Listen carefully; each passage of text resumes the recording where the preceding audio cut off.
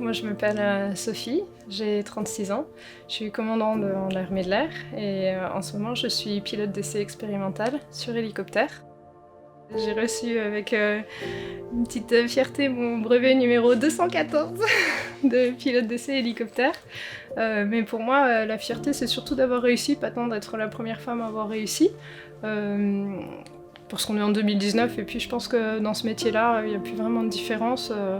Je suis un pilote professionnel parmi les autres et en tout cas moi je me considère pas spécifique en tant que femme dans ce milieu. Je me sens un devoir et ça fait partie de mon engagement de justement favoriser que les autres, que les jeunes puissent s'engager, d'où la volonté d'être marraine. Et donc pour ceux qui hésitent encore à s'engager, il y a peut-être deux barrières qui sont la première barrière, c'est la barrière du je connais pas. Je connais pas ce monde, c'est pas pour moi, ou je crois que c'est pas pour moi. Il y a de la place vraiment pour tout le monde, pour tous les profils. La diversité, c'est souvent la force dans une équipe. Et puis la barrière qu'on se met soi-même. Et moi, ça a été le cas au tout début, surtout en tant que femme. C'est vrai que l'aspect confiance en soi, c'est pas évident. Enfin, moi, ça n'a jamais été un truc hyper naturel. Et puis, c'est venu au fur et à mesure de se dire, ok, bon ben, si ce rêve paraît trop grand et je me sens pas, j'ai peut-être pas confiance en moi dans ce rêve pour aller jusqu'au bout, ben, je vais le découper en petites étapes, mais c'est l'ensemble qui fait que derrière on croit que c'est impressionnant, mais non, je suis juste comme tout le monde. Moi je suis arrivée dans ce métier parce qu'on m'a beaucoup donné en termes de motivation, j'ai vu des gens qui m'ont inspirée et à chaque fois je me suis dit ben, tiens ils ont fait ça, ben, tiens je pourrais essayer, etc. Et du coup ben, j'ai envie juste de donner le retour de ça et de transmettre. Devenir marraine de Hausse, c'est venu assez naturellement et surtout, moi ça me fait hyper plaisir de voir des jeunes à qui on peut transmettre un peu de motivation, de sa passion et de toute manière la passion dans l'aéronautique, ça marche que comme ça, donc on transmet de génération en génération et c'est comme ça que ça marchait pour moi.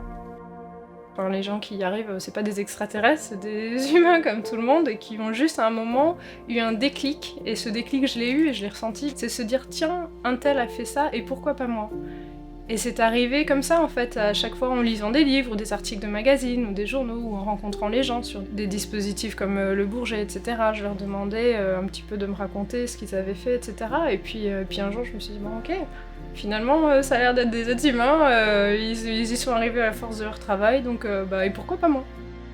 Super-héros en tant qu'élève ingénieur. J'avais été parrainée par un ingénieur ici qui m'avait dit quand tu choisis un stage ou un métier, intéresse-toi surtout à l'équipe et à l'esprit d'équipe plutôt qu'au sujet technique.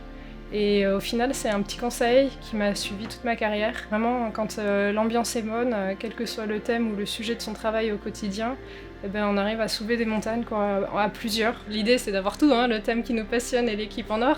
Mais s'il y avait un choix à faire, moi, je choisirais d'abord l'équipe. Voler, c'est vraiment une passion et c'est toujours aussi fort. Moi, je trouve que ce qui est important dans ce métier, c'est que, quelle que soit la difficulté, de garder toujours un moment, une microseconde pour se dire ouais, c'est beau et j'ai de la chance. Et pour moi, c'est toujours ce moment où je me dis ouais, j'ai une gratitude immense. Vous m'auriez demandé il y a 20 ans, jamais j'aurais pensé que j'étais dans cette combinaison orange ici, déjà ici en vol. Et donc ouais, l'aspect gratitude et puis ouais, j'ai souvent une petite pensée pour ça.